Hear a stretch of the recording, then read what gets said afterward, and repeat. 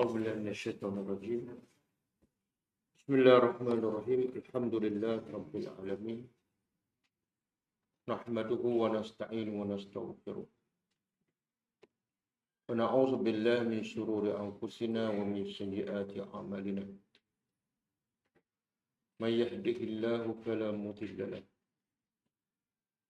ومن يضلل فلا هادي له. أشهد أن لا إله إلا الله وحده لا شريك له وأشهد أن محمدا عبده ورسوله. سبحانك لا علم لنا إلا ما علمتنا إنك أنت العليم الحكيم.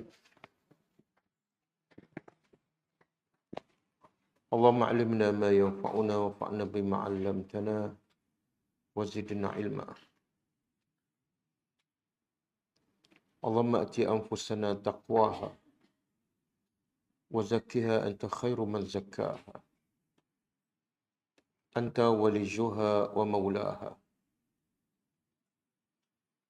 ربي يسر ولا تؤسر، ربي تمم بالخير. Amma ba'du. InsyaAllah kita sambung tadabbur surah Al-Qasas.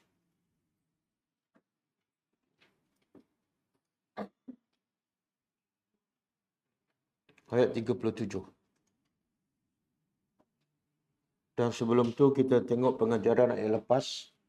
Berapa? Ayat 35. A'udzubillahi minasyaitonirrajim.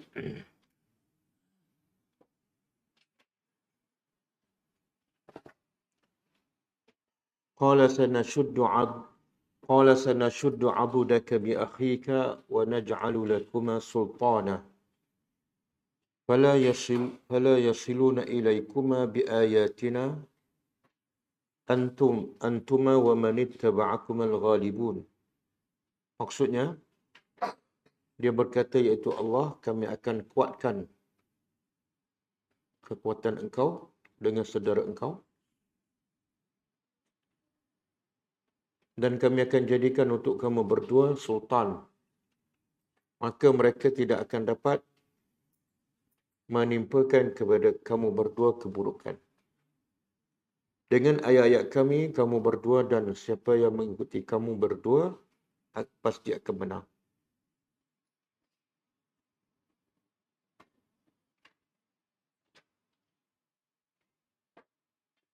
Pengajarannya, pertama,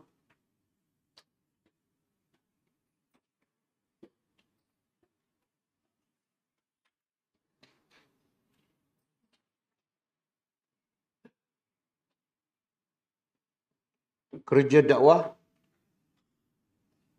adalah kerja yang besar dan berat.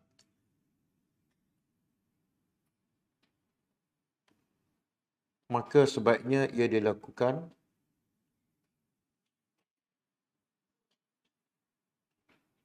secara berkumpulan.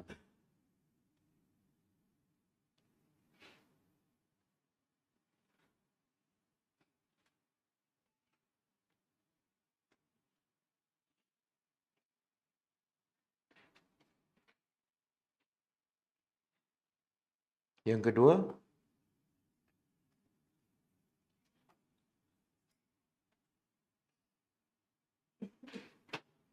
Islam tidak akan menang dan mengatasi kebatilan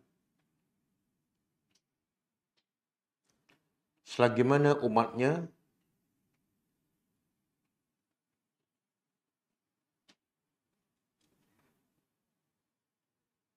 tidak memiliki dan menguasai ayat-ayat Allah dan tidak mengikuti sunnah Rasulnya.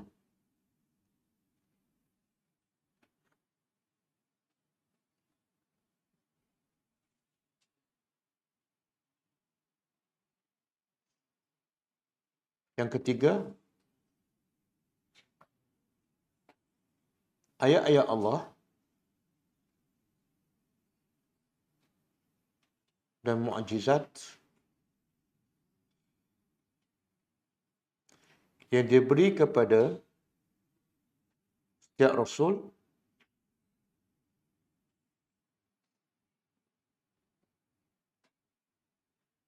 dan ditinggalkan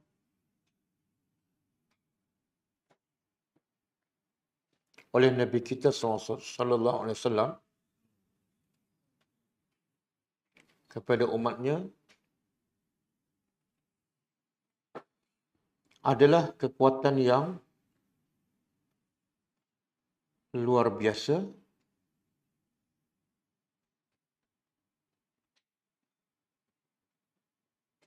yang dengannya akan menggerun dan mengalahkan musuh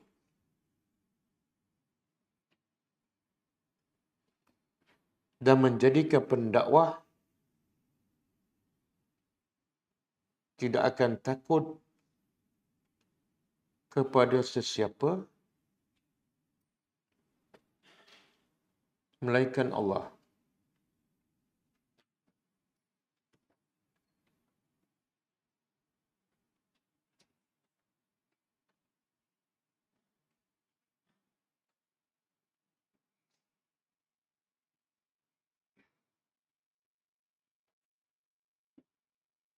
Yang keempat,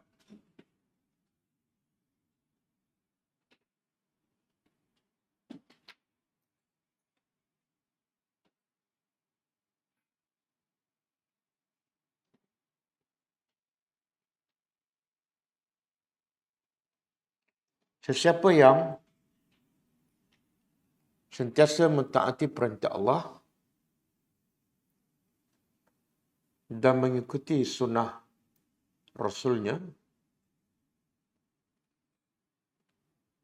ia akan dijaga oleh Allah Subhanahu wa taala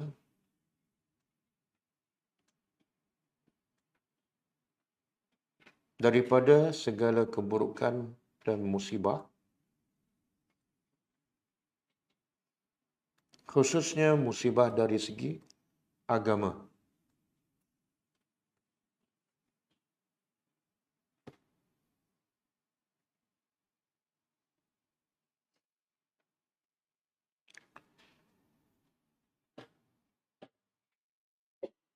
Yang keenam, yang kelima,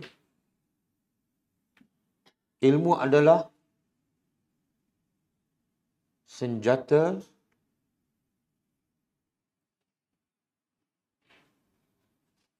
yang sangat berkuasa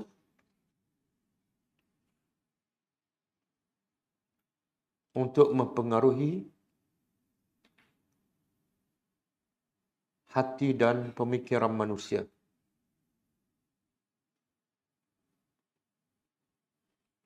Oleh kerana itu, ia dinamakan sultan.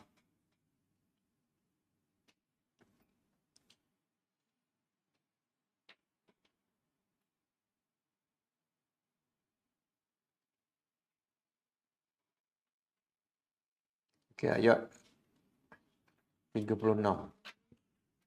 فَلَمَّا جَاءَهُم مُوسَى بِآيَاتِنَا بَيِّنَاتٍ قَالُوا مَا هَذَا إِلَّا سِحْرٌ مُفْتَرًى وَمَا سَمِعْنَا بِهَذَا فِي آبَائِنَا الْأَوَّلِينَ. Maksudnya, maka tatkala telah datang kepada mereka Musa alaihissalam dengan ayat-ayat kami yang jelas, mereka berkata, tidaklah ini melainkan sihir yang direka. Dan tidak kami pernah mendengar tentang ini daripada nenek moyang kami yang awal. Pengajarannya, pertama,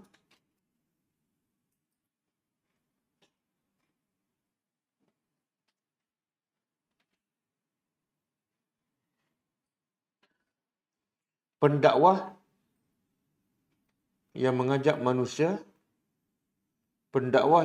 manusia kepada Allah hendaklah mendatangi mad'u,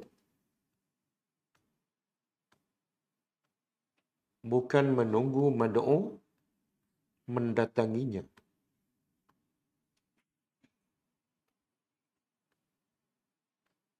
Kerana setiap mesej dakwah tidak disukai oleh nafsu.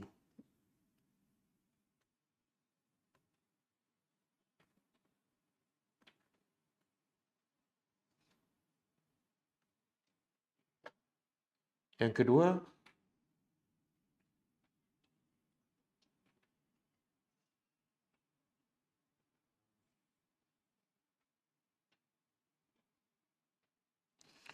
setiap ayat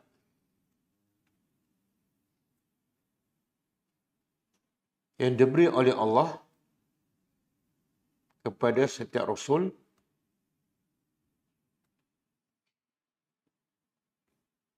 termasuklah ayat-ayat Al-Quran adalah jelas dan nyata dan boleh difahami dan diamalkan oleh semua jenis manusia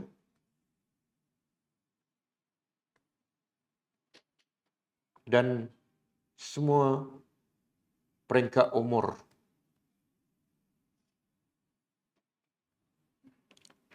Kerana ia adalah petunjuk untuk semua manusia tanpa terkecuali.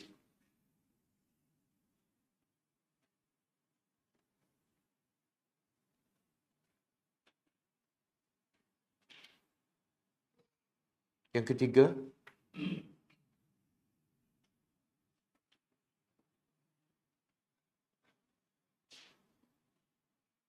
mukjizat ataupun ayat-ayat yang menunjukkan kebesaran Allah yang paling besar dan paling berkesan ialah Al-Quran.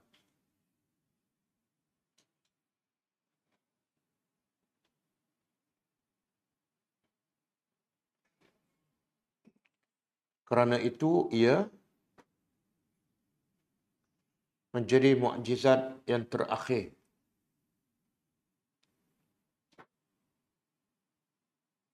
dan ditinggalkan untuk semua manusia sehingga kiamat.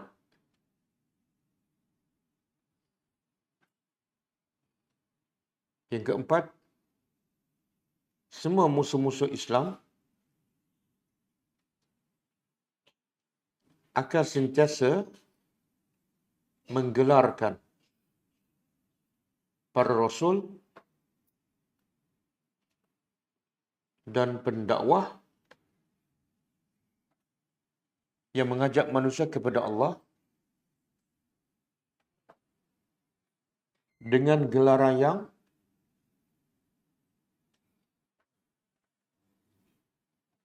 buruk dan mengaibkan,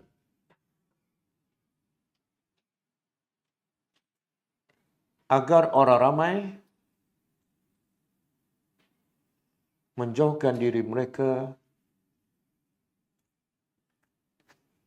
daripada para rasul dan pendakwah.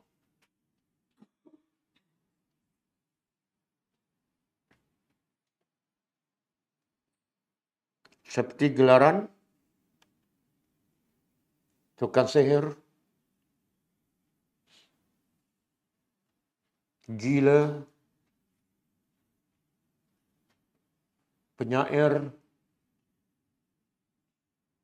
dan www.com. Itu jangan tulis ya. Jangan tulis.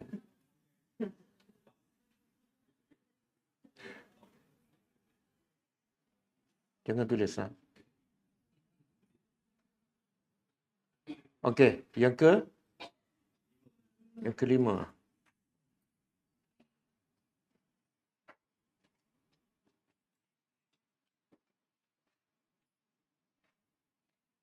Setiap dakwah yang mengajak kepada kebenaran yang sebenar,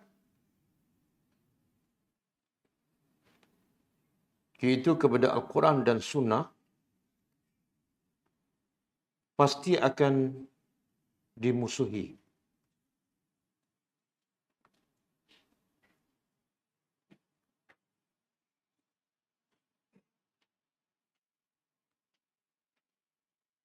Dan ujiannya lebih besar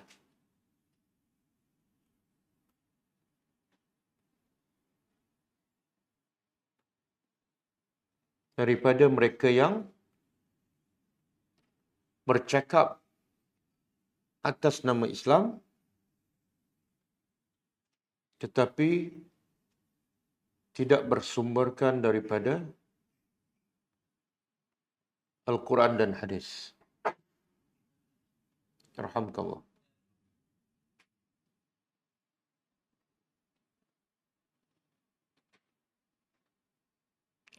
Yang keenam, tidak harus bagi seseorang pendakwah berhenti daripada dakwah hanya kerana dilabel dengan gelaran-gelaran yang buruk dan aib. Sebagaimana semua para nabi dan rasul tidak pernah berhenti daripada berdakwah walaupun digelar dengan berbagai gelaran buruk.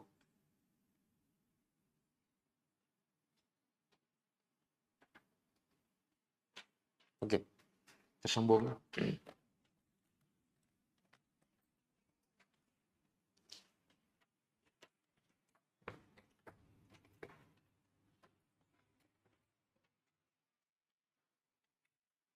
Okey, sambungan ayat semalam, iaitu sambungan kepada kisah dakwah Nabi Musa AS dengan saudaranya Nabi Harun AS kepada Firaun dan kaumnya. Setelah Nabi Musa dan Nabi Harun berdakwah dan membawa bukti mukjizat kepada Firaun dan pembesarnya, maka Firaun mengatakan semua itu adalah sihir. Yang kedua, alasan mereka ialah mereka tak pernah dengar pun daripada nenek moyang mereka. Ini benda yang baru. Maka apa jawapan Nabi Musa terhadap reaksi Firaun dan pembesarnya? A'udzubillahi minasyaitonir rajim. Wa qala Musa, dan telah berkata Musa, Rabbi, Tuhanku ataupun penciptaku,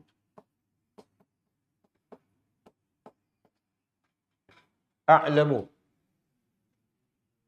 lebih mengetahui,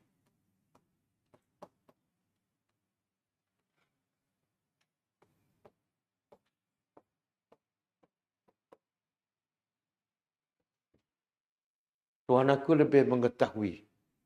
Mengetahui apa ni? Biman ja'a, dengan man, siapa yang ja'a, yang telah datang bil huda, dengan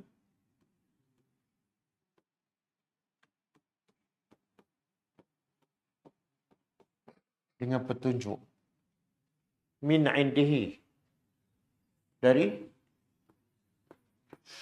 sisinya.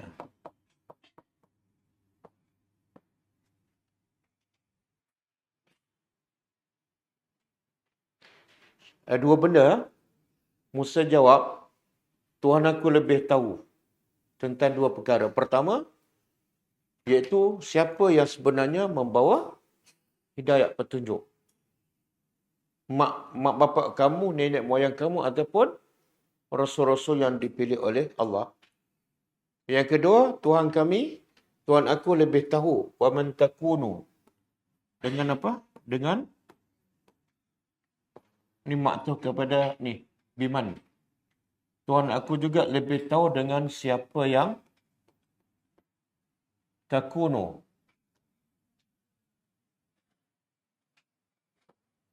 Takunu apa dia?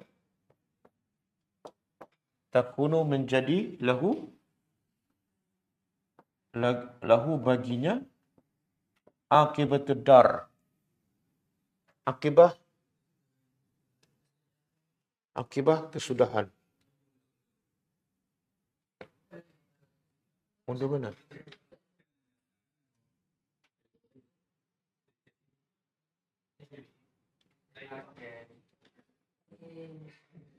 Akibah dah jadi bahasa Melayu. Akibat. Cuma bila sebut bahasa Melayu, akibat tu benda baik ke benda tak baik? Benda buruk kan? Tapi dalam bahasa Arab, akibah ni tak mestinya buruk. Tapi kebiasaannya baik. Kesudahannya. Mana kesudahan yang baik. Jadi ayat ini akibatu ad-dar iaitu akibah al-mahmudah. Kesudahan yang terpuji. Tuhan lebih tahu siapa yang baginya kesudahan yang baik.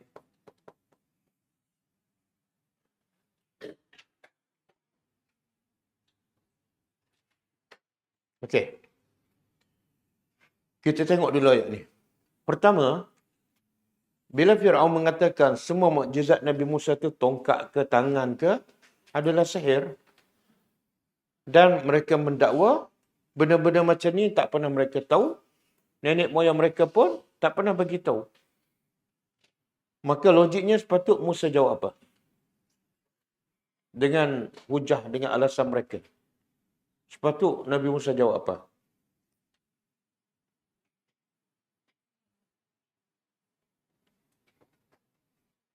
Tak tahu.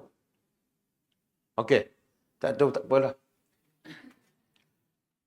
Nabi Musa jawab, Tuhan aku lebih tahu.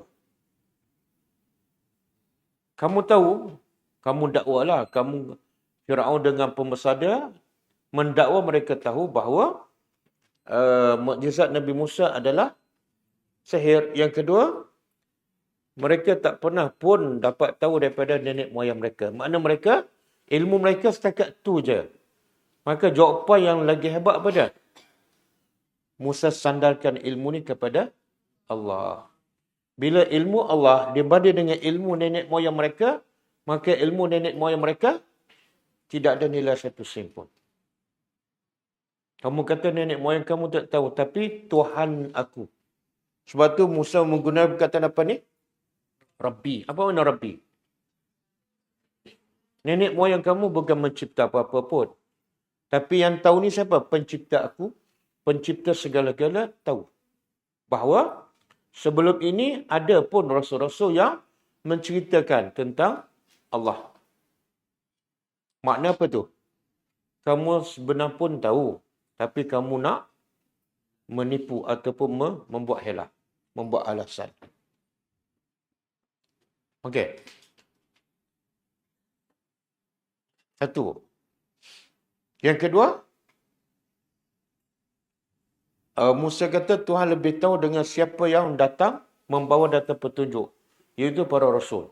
Sebelum Nabi Musa ni banyak kan? Nabi Sulaiman, Nabi Daud, Nabi Ayub, Nabi Zakaria. Dan Allah Musa beritahu siapa yang bawa petunjuk. Petunjuk tu daripada siapa? Dari sisinya. Sisi siapa?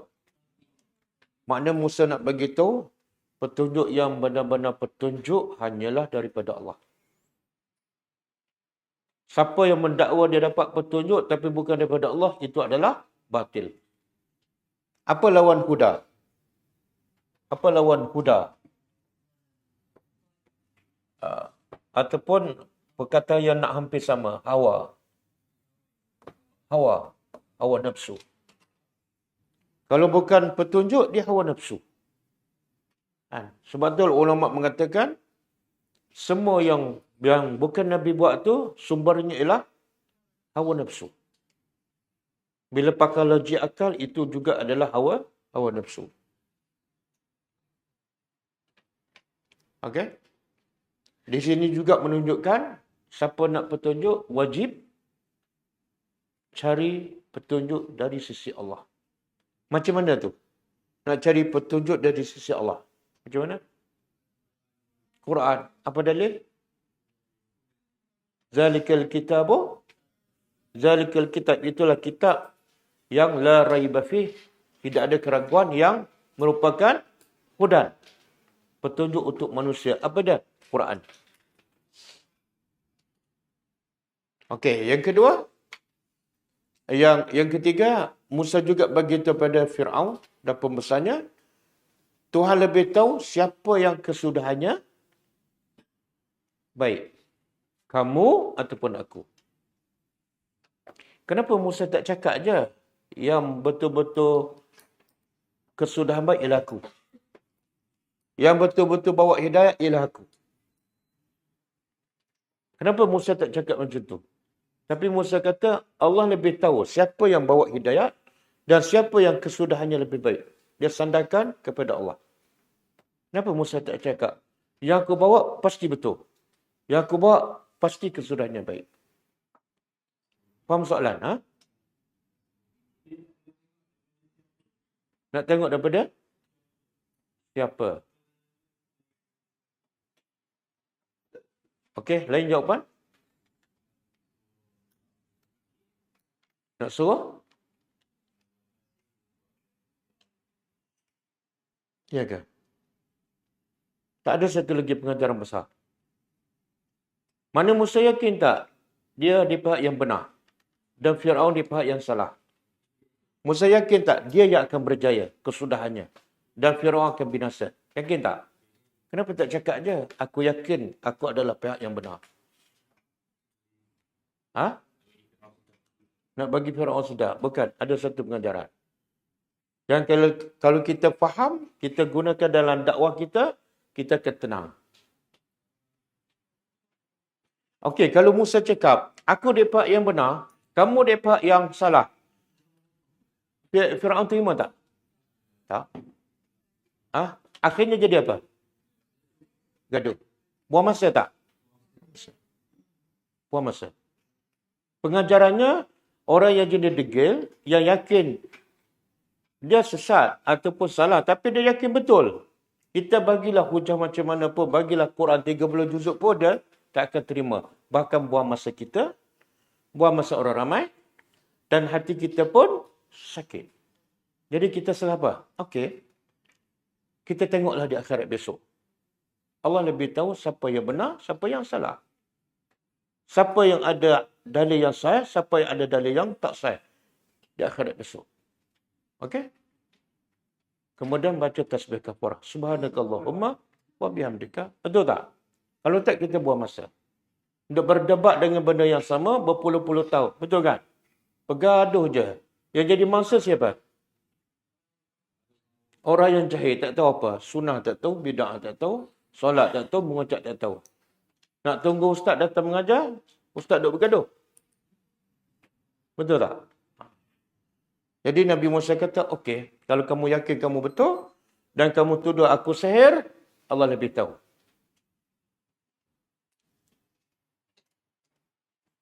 Kemudian Nabi Musa AS berkata, innahu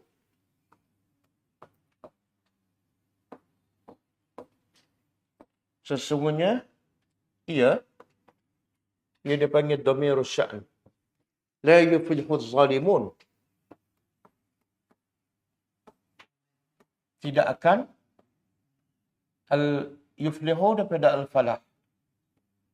Berjaya. Az-zalimun, orang-orang yang zalim. Okey. Ayat yang pendek ni banyak pengajarannya. Pertama, semua yang buat zalim tak akan berjaya. Sebab Allah kata apa? Orang zalim la yuflih, tak akan berjaya. Yang kedua, syarat nak berjaya, jangan buat zalim. Syarat nak berjaya, jangan buat zalim. Dan zalimnya ada dua. Satu zalim pada diri sendiri. Iaitu, dia kufur, dia syirik, dia buat maksiat. Yang kedua, zalim pada orang. Dia ambil hak orang, dia pukul orang. Yang Nabi kata, atadruna manil muflis? Kamu tahu tak siapa yang muflis, bankrupt? Sahabat kata, orang yang bankrupt, orang yang tak ada duit lah. Nabi kata, bukan. Orang yang bankrupt ialah orang yang buat amal soleh, tapi dalam masa sama, dia zalim pada orang. Dia pukul orang, dia tak bagi hak orang, dia ambil hak orang. Maka bila di akhirat, semua amal kebaikan dia, haji, umrah, solat, pergi masjid, apa semua, diguna untuk membayar atas kezaliman yang dilakukan. Bila habis semua, pahalanya transfer pula dosa orang kepadanya. Okey? Jadi yang kedua, siapa-siapa yang syarat untuk berjaya mesti jangan buat zalim. Okey. Apa makna al-falah?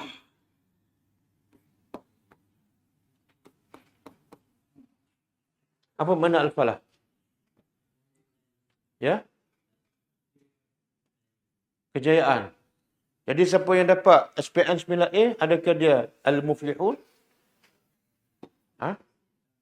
Tak. Habis apa definisi al-falah? Ataupun al-muflihun yang sebenar? Ya? Dua. Dia mesti ada dua. Kalau satu tak jadi. Satu, an-najatu minan nar. Selamat daripada neraka. Dah selamat tapi tak boleh masuk syurga. Belum. Belum al-falah. Yang kedua, al-husulu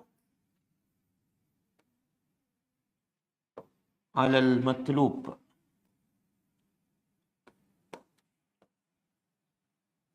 Ataupun di sini an-najatu minal makruh. Iaitu an-nar. Yang kedua, al-husulu ala al-matlub. Iaitu al-jannah. Okey. Apa maksud ni? Bila sebut al-falah, mesti ada dua unsur. Satu, an-najatu selamat. Minal makruh, daripada benda yang dibenci. Apa benda yang paling tak disukai oleh manusia? Lapar, miskin, tak dapat kahwin, tak dapat anak, sakit, tak ada kereta, tak ada kerja, ataupun duduk dalam api. Yang mana manusia boleh benci? Dalam api. Betul. Tapi ramai tak manusia buat yang menyebabkan dia masuk neraka supaya dia tak miskin? Ramai tak? Maknanya sebab manusia tak nampak hakikat api itu, maka ramai yang buat benda yang menyebabkan dia masuk neraka. Jadi al-falah, selamat daripada benda yang paling dibenci, iaitu neraka. Yang kedua, al-husul, mendapat. Husul ni terhasil. Mendapat apa yang matlub, yang dituntut. Apa yang paling manusia nak? Manusia nak bahagia. Satu lagi, kekal. Ramai nak bahagia kat dunia tapi tak kekal. Jadi yang paling dituntut, dikehendaki oleh manusia ialah bahagia yang kekal, iaitu surga. Sebab itulah kejayaan yang sebenar ialah bila? Di akhirat besok. Semua kejayaan di dunia adalah palsu. Orang nombak kita, orang berjaya, macam-macam anugerah. Semua itu adalah palsu. Bila betul-betul dikira berjaya, setelah dapat dua ni.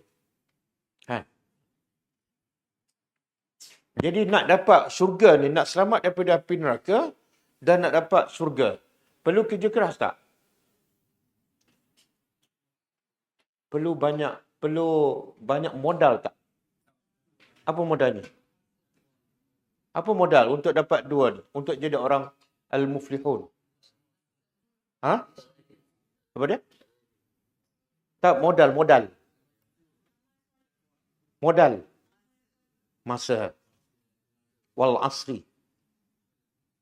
Sebab itulah, bila mati, semua minta apa? Masa. Masa adalah modal untuk kita beramal. Yang orang mati dia minta masa panjang tak? Ajalin qarib. Sama. Ajalin qarib. Dia nak masa sikit je. Jadi masa adalah modal. Sebab tu Allah bersumpah dengan masa kan. Lepas tu yang kedua, modal kedua apa dia? Ilmu. Kalau tak ada ilmu, dia buat amal apa pun salah.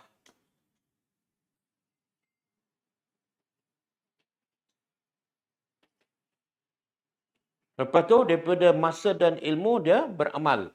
Okey, amalan tu perlu banyak tak? Perlu banyak tak?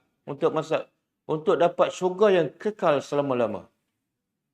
Perlu banyak tak? Habis, nak tahu cukup ke tak macam mana? Ittiba'us sunnah. Walaupun satu hari. Okey. Istiqamah.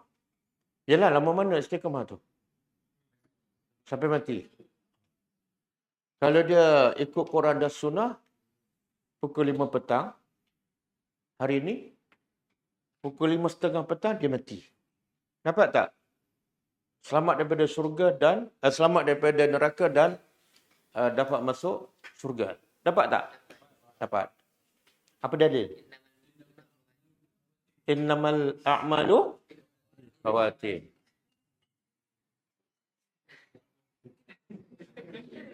Bukan innamal mu'minun. Innamal a'malu khawatim. Ada contoh?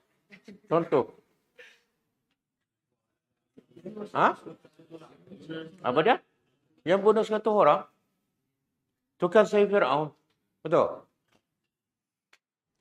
Sebab itulah Al-Falah ni, ini Al-Falah.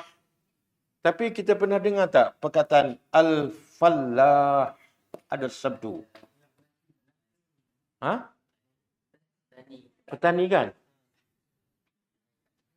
Masa azan orang baca hayya 'alal falah ke hayya 'alal falah? Jadi apa kaitan? Yang ni kejayaan, yang ni petani. Padahal perkataan asal ialah ni, falaha. Jadi al-falah pun daripada perkataan falaha, al-falah petani pun daripada falaha. Apa kaitannya? Apa dia? Berjaya. Tapi ada orang bisnes lagi berjaya daripada petani.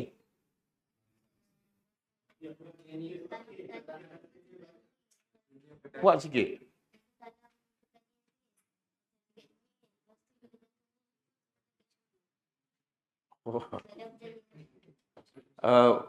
Bertanam kat dunia.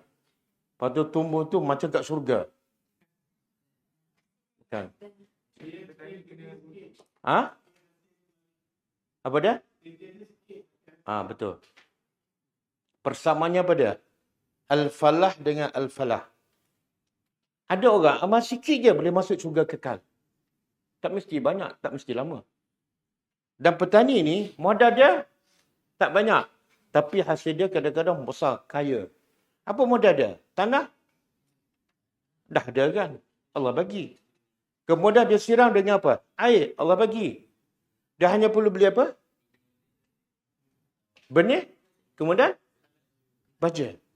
Kemudian tenaga. Tenaga free. Betul tak? Modalnya duit tak banyak. Tapi kadang-kadang hasilnya, betul tak? Ada kaitan. Ada persamaan. Kerja sikit, hasil banyak. Okey. Jadi tidak akan berjaya sesiapa yang zalim. Siapa yang zalim di sini? Dalam maksud ayat ni, siapa mereka ni? Pertama, balik kepada Fir'aun lah. Fir'aun dengan pembesar dia, sebab mereka lah yang paling zalim. Apa kezaliman mereka? Syirik. Apa dalil? Zalim paling besar ialah syirik. Surah apa tu? Ayat 12. Ya bunaya, la tusyrik billah, inna syirka la zulmun azim. Dan zalim juga dalam Quran ada dua maksud. Pertama, zalimu dalam ayat ini ialah orang kafir. Bukan surah Al-Baqarah. Ayat 2.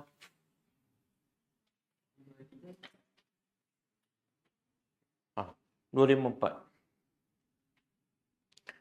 Ya ayyuhallazina amanu. Wahai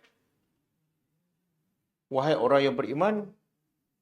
254 surah Al-Baqarah. Anfiqu. Cuba terjemah. Anfiqu. Infakkan. Mimma razaqnakum. Dari apa yang kami bagi rezeki pada kamu. Dalam Quran, banyak ayat yang Allah suruh kita cari rezeki ke, ataupun banyak ayat yang Allah suruh infak rezeki. Pasal apa? Ayat Allah suruh infak lebih banyak daripada ayat Allah suruh cari. Tapi kebanyakan manusia banyak cari ke banyak infak? Kenapa tak dengar cakap Tuhan?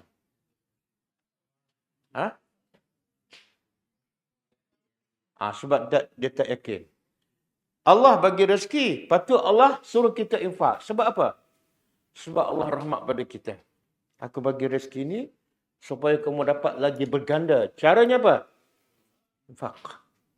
Kamu akan dapat berganda-ganda 700 kali ganda. Dan kekal. Allah sayang pada kita. Tapi kita tak nampak. Dapat simpan. Okey? Jadi infak apa yang kami beri rezeki pada kamu sebelum apa ni? Min qabli an ya'tiya yaumun, sebelum datang hari. La bay'un. Tidak ada. Bay'un apa dah? Jual beli. Pada hari itu, wala khullatun. Dan tidak ada persahabatan. Khullatun daripada khalil. Wala syafa'ah. Dan tidak ada pertolongan. Hari apa ni? Tengok. Allah tak sebut hari kiamat. Allah tak sebut hari akhirat. Allah sebut dahsyatnya hari itu tidak boleh 3 benda. Satu jual beli.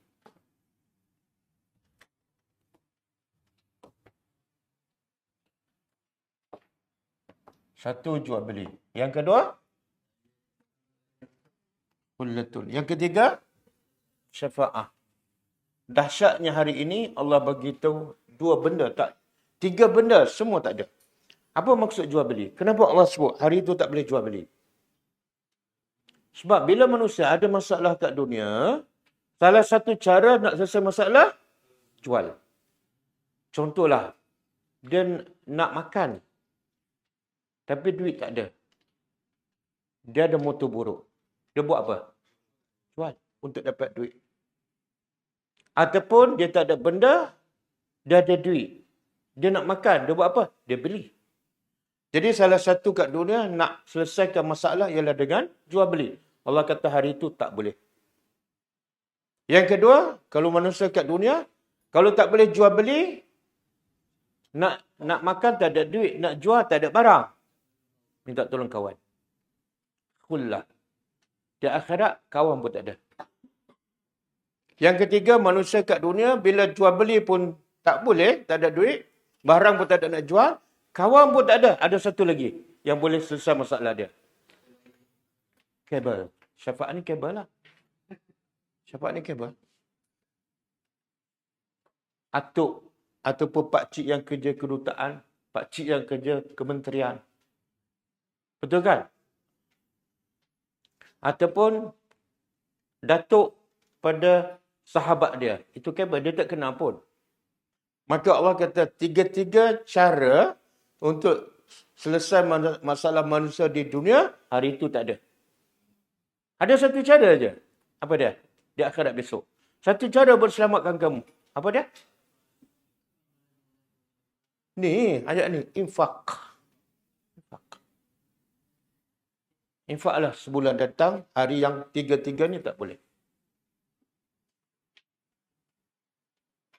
Kan Nabi kata apa? Iza mata ibnu Adam. Bila mati anak Adam, terputus semua amalan. Kecuali 3. Salah satu apa dah? Sedekah jariah. Pahala terus mengalir. Okey. Wal kafiruna. Dan orang-orang kafir adalah zalim. Jadi balik pada ayat tadi kan. Allah kata apa? Sesungguhnya tidak akan berjaya orang-orang zalim. Siapa orang zalim? Jawapan pertama orang kafir. Apa dalil? Ni. Orang kafir adalah orang yang zalim. Surah Al-Baqarah ayat 254. Kita balik pada ayat kita.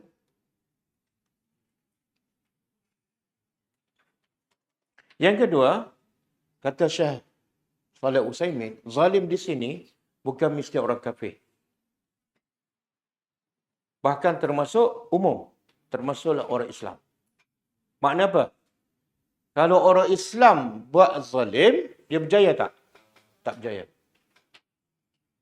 Ada tak orang Islam dimasukkan dalam neraka sebab kucing, kan? Sebab kucing je dia masuk neraka. Sebab dia buat zalim. Jadi, pendapat kedua, zalim di sini bukan mesti orang kafir sahaja, tapi termasuk orang Islam. Jadi orang tanya, kalau orang Islam buat zalim, tak berjaya tu maksud apa? Tak akan masuk neraka dulu baru masuk syurga, ataupun zalim tak masuk neraka pun masuk syurga juga. Jawapannya bergantung kepada apa kezaliman dan banyak mana. Lagi banyak dia buat zalim, mungkin dia akan masuk neraka dulu dan lama, lepas tu baru keluar. Okey?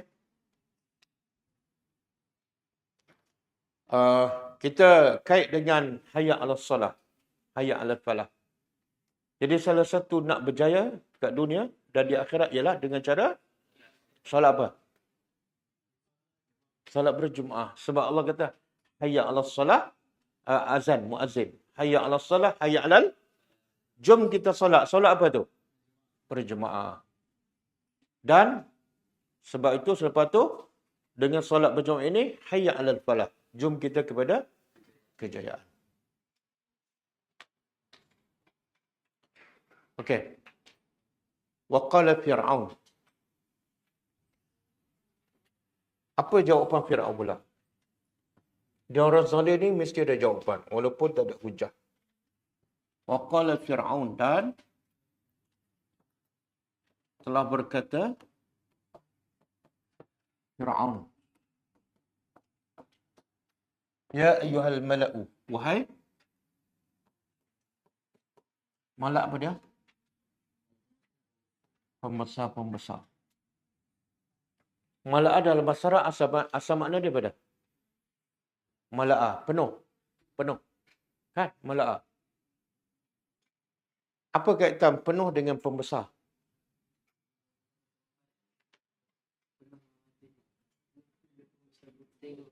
Bila pembesar masuk, semua mata penuh melihat dia.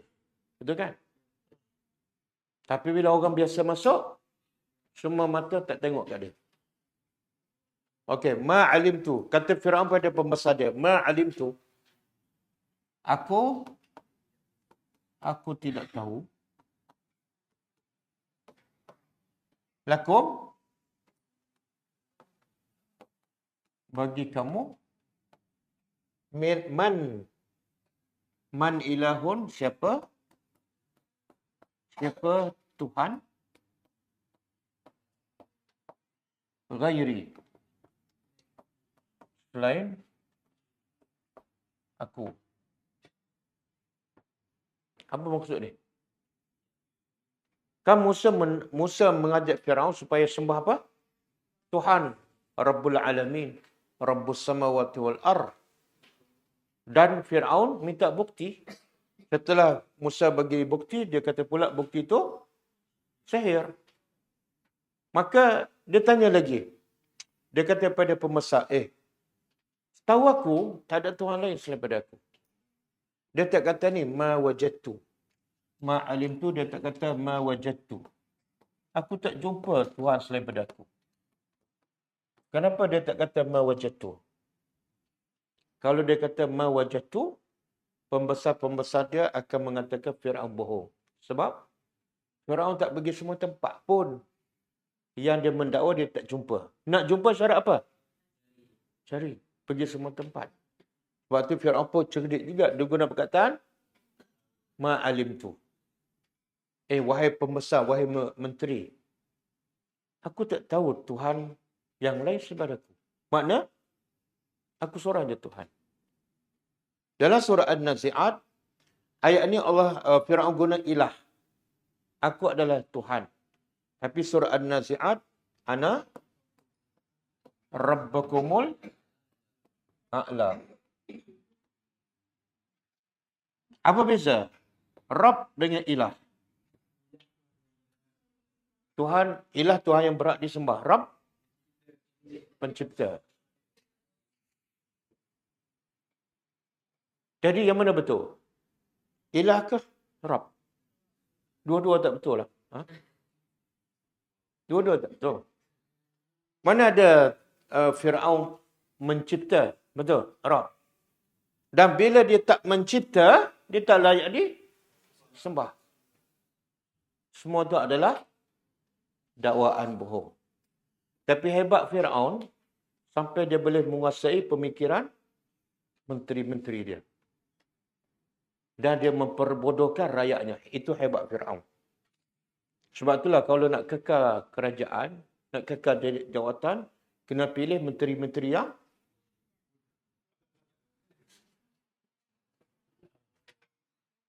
saya tak kata. Tapi saya beritahu itulah cara Firaun. Menteri ni, dia kalau cerdik sikit, dia kata apa? Kamu Tuhan. Aku boleh mendakwa ke Tuhan. Macam mana Tuhan takut pada orang? Takut pada Musa dan dua orang je. Kamu ada kerajaan besar. Lepas tu mendakwa Tuhan tapi takut pada orang. Kalau menteri dia cerdik sikit, dia tolak. Okey. Ana rabbukumul a'la. Maka fa'ukid. Fa'ukid apa makna? Fa'ukid. Maka nyalakan. Aukid. Nyalakan. Li untukku.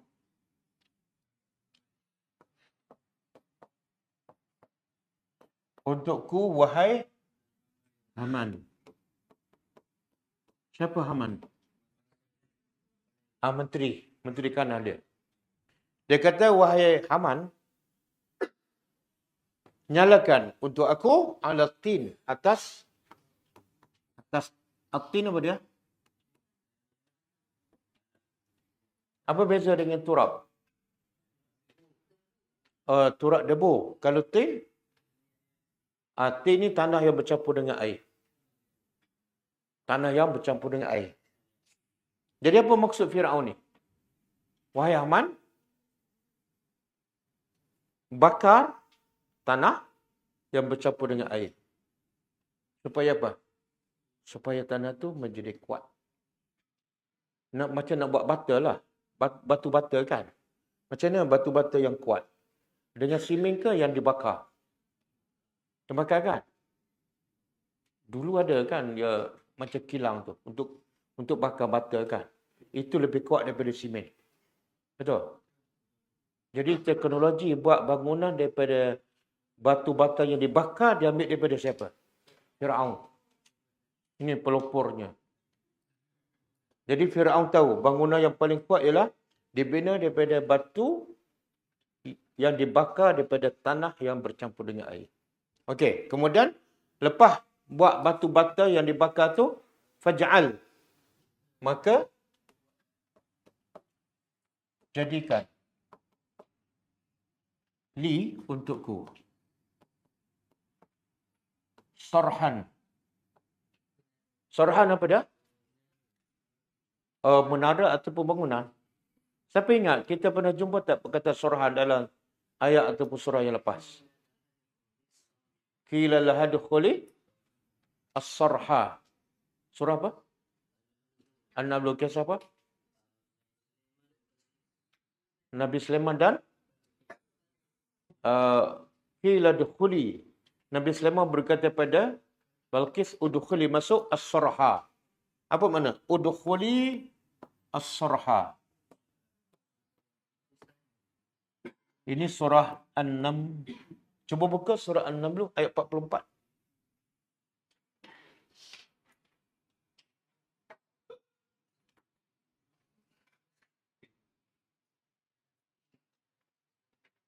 Okey.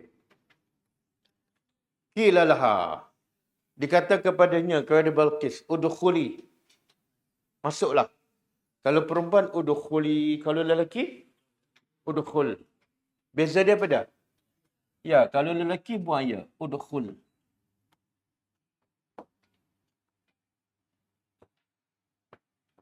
Masuklah sarha. Apa makna sarha? Istana.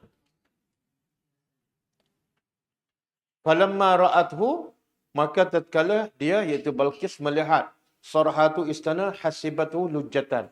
Dia menyangka air. Wa kasyafat an saqaiha, dia pun angkat dua kainnya. Sebab apa? Dia ingat air. Macam orang banjir kan. Bila nak mengaruh air tu dia buat apa? Orang Kelantan. Dah angkat habiskan. Qal, maka Nabi Sulaiman pun beritahu, innahu sarhun. Sarhun lagi. Dia adalah istana mumarradun yang licin. Min qawarih, daripada kaca. Bukan air. Tak payah angkat kain. Hebat tak teknologi zaman Nabi Sulaiman? Sekarang dia ada istana yang lantai dia macam air. Tapi kaca. Ada. Cermin. Tapi kita tahu cermin kan. Dia ni betul-betul nampak macam air. Okey, kita balik pada ayat kita.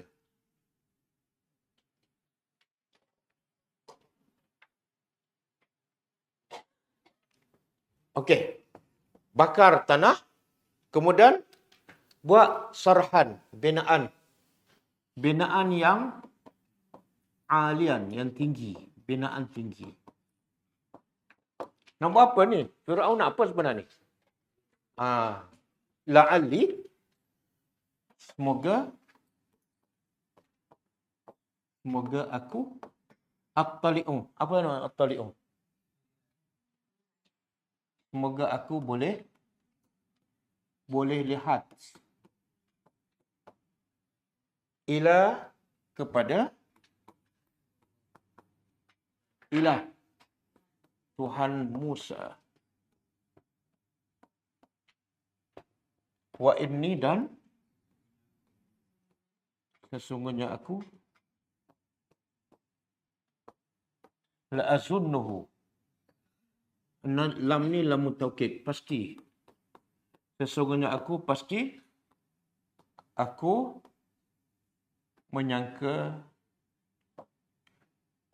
menyangkanya minal kazibin. Aku menyangka Nabi Musa ni adalah daripada orang-orang yang berdusta. Kazibin ni seorang ke ramai? Tengok.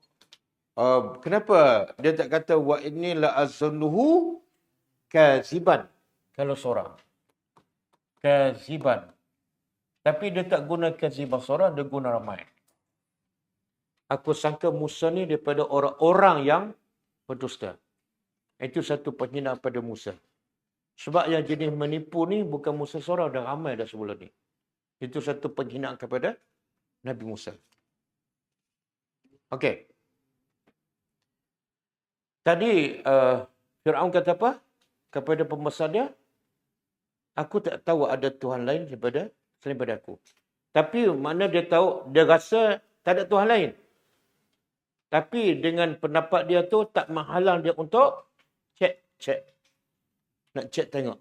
Ada tak Tuhan lain? Cara dia cek apa dia? Oh, tabayun. Dia tabayun. Cara dia cek apa dia? Dia suruh Haman bina bangunan tinggi untuk tengok Tuhan Musa. Kat mana? Kat atas. Okey, soalan. Kenapa dia nak tengok Tuhan Musa ke atas? Kenapa dia nak tengok ke atas? Kan Allah ada di pintu 5 kan? Kan?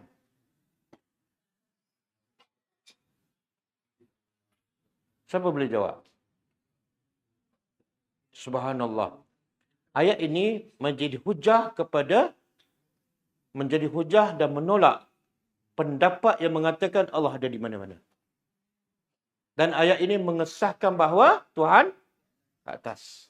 Firaun pun tahu Tuhan ke atas. Apa bukti? Dia kata, bina bangunan tinggi, aku nak tengok ke atas. Okey. Sebab tu ulama kata, kalau Firaun pun setuju Tuhan ke atas, tiba-tiba ada orang Islam tak setuju. Teruk tak? Okey. Sebab tu dalam tafsir, ulama mengatakan, Musa dah beritahu kepada Firaun, Tuhan ke atas. Sebab tu dia kata, aku nak tengok. Cara nak tengok apa dia? Dia tak kata aku nak tengok kat mana ni. Boleh faham?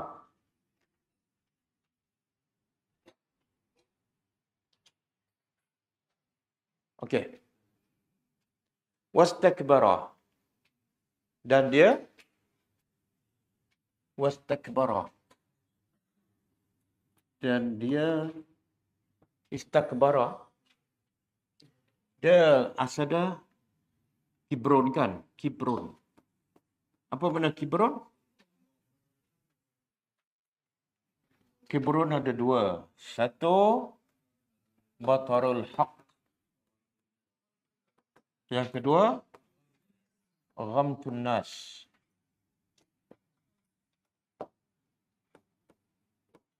Jadi manusia jadi sombong sebab salah satu betul dua. Yang kedua, dia tolak kebenaran. Yang pertama, tolak kebenaran. Yang kedua, merendahkan orang. Sombonglah. Jadi dua-dua sifat ni ada pada Fir'aun. Satu, dia tolak kebenaran yang dibawa oleh Nabi Musa. Yang kedua, dia menghina Nabi Musa, dia menghina Bani Israel. Okey. Jadi Allah kata, wastakbara, dan dia telah sombong.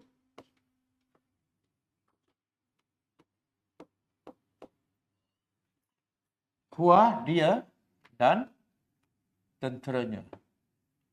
Jadi tentera dia pun sama perangai dengan Fir'aun. Makna tentera ni sengaja dipilih oleh Fir'aun. Yang boleh ikut telunjuk dia.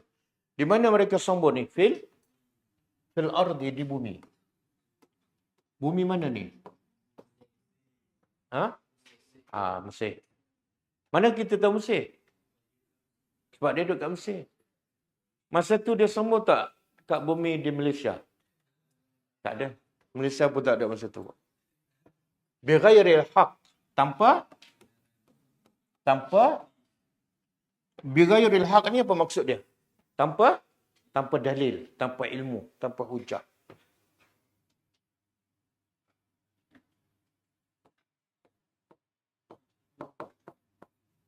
Inilah batarul haq. Dia tak ada hak. Tak ada hujah. Maknanya kalau ada hujah, boleh tak sombong? Kalau ada hujah, ada bukti. Boleh tak sombong? Sebab ayat ini mengatakan, Firaun dan tentera dia sombong tanpa hujah. Seolah kita faham, kalau ada hujah boleh sombonglah. Boleh ke tak? Boleh? Tak boleh. Habis kenapa ayat ni bighairil haq? Tadi buat Al-Quran. Sebenarnya sombong ni memang tak ada hujah pun. Kalau sombong tanpa ilmu, salah. Kalau sombong dengan ilmu pun salah, sombong tanpa ilmu lagi salah. Boleh faham? Okey, kemudian wazannu. Yarhamkallah. Wazannu dan mereka menyangka. Okey, menyangka ke yakin? Zon ni ada dua maksud. Satu, sangka. Yang kedua, yakin.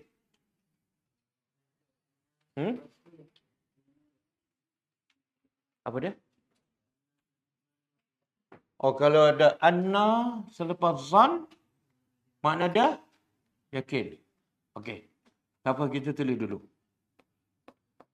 Mereka yakin. Ada dalil yang lain. Apa ayat tu?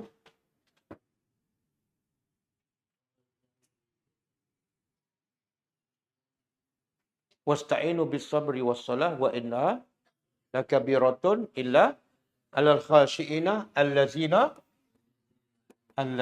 yazunnuna annahum mulaqu rabbihim. Okey. Solat tu adalah berat. Kecuali kepada orang yang khusyuk. Wasta'inu bis-sabri was-salah wa innaha lakabirah. Solat tu berat illa 'alal khashi'in. Kecuali pada orang yang khusyuk. Mana apa tu? Semua yang khusyuk solat jadi ringan dan seronok. Siapa yang rasa terbeban dengan solat, mana solat dia tak khusyuk. Macam kita kan. Kita ni solat ringan ke beban? Ringan ke beban? Udais. Solat ringan ke beban? Ringan. Kalau satu rakaat imam baca separuh surah Baqarah, ringan ke beban? Ringan ke beban? Tak boleh dipercayai. Sebab kalau ringan, dia kalau khusyuk, lagi panjang, lagi seronok. Bagaimana Nabi kita SAW. Lagi panjang, lagi lama berdiri, lagi Nabi seronok. Okey, sebab tu kalau solat tarawih kita cari yang baca satu juzuk satu malam ke yang baca surah lazim. Tak payah jawab lah. Jadi Allah kata, yang khusyuk tak berat solat. Siapa yang khusyuk? Allazina yazunnuna annahum. Mereka yang sangka ke yakin? Mana tahu? Selepas zanna ada anna. Kalau zanna campur anna jadi yakin. Orang yang khusyuk ni sebab apa dia khusyuk? Sebab dia yakin dia akan jumpa Allah. Maka dia akan buat salat terbaik. Okey? Jadi di sini mereka yakin annahum sesungguhnya mereka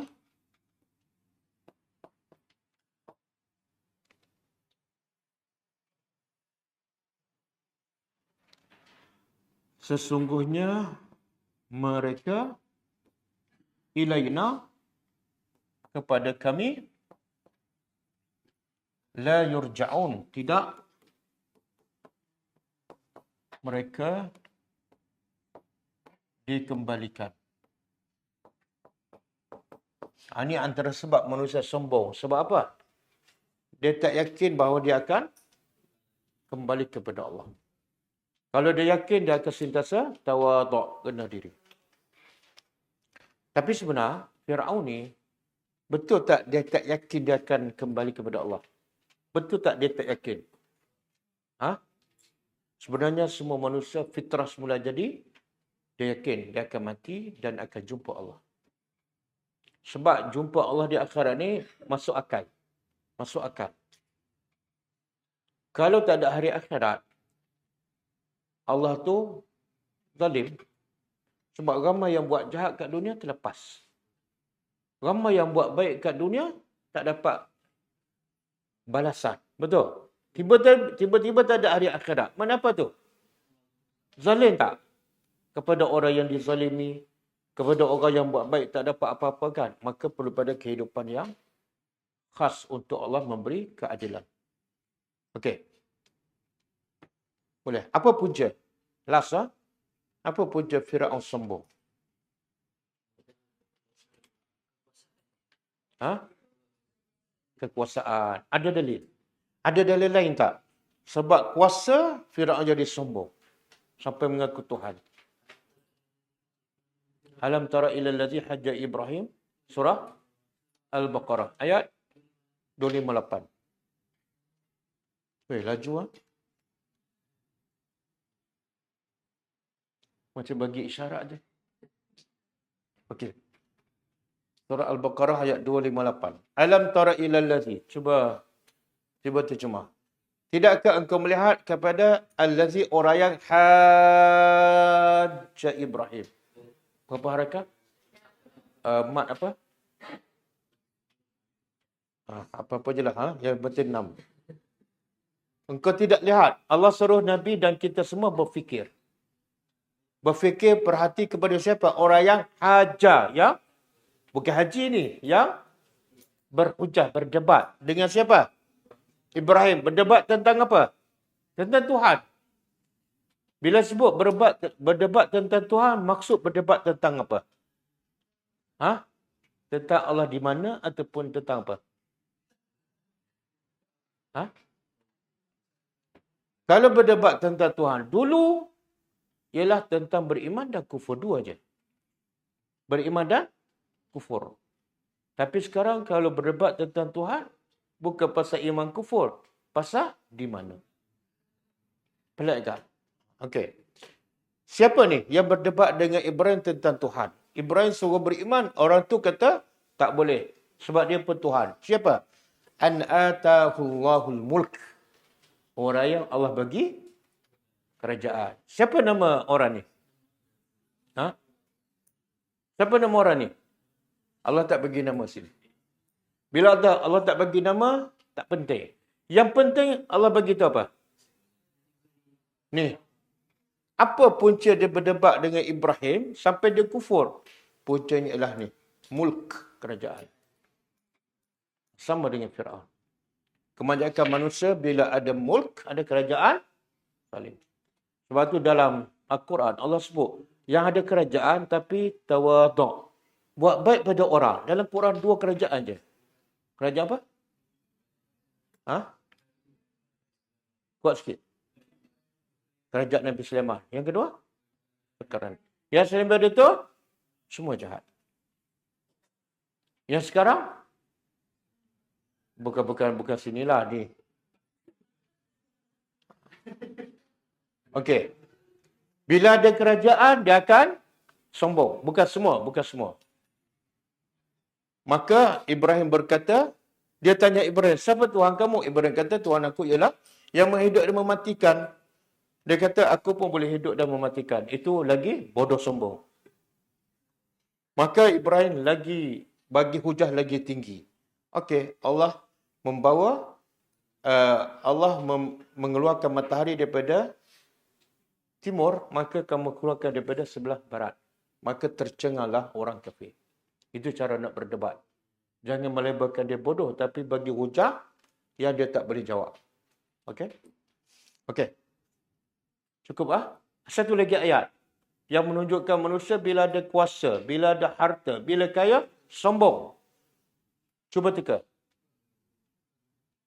Kata ayat Quran. Surah Al-Azim.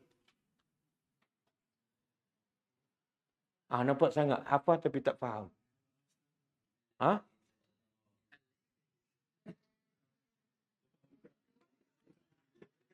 Susahlah nak buat test. Bocor je. Okey. Kalla, sekali-kali tidak. Innal insan. Allah kata, sesungguhnya, tegas. Manusia pasti tara, melampau. Zalim. Bila tu? Ar-ra'ahu istaghna. Bila dia rasa diri dia serba cukup. Nak buat apa, nak pergi mana, nak cakap apa, semua boleh. Dia mula sombong. Sebab itulah yang paling mudah tawaduk siapa? orang miskin. Okey, cukup ah. Kita sambung malam besok. Ada soalan?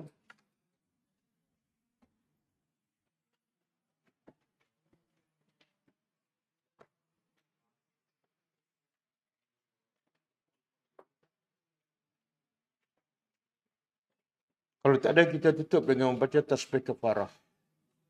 Subhanakallahumma wa bihamdika, asyhadu an la ilaha illa anta, astaghfiruka wa atubu ilaik.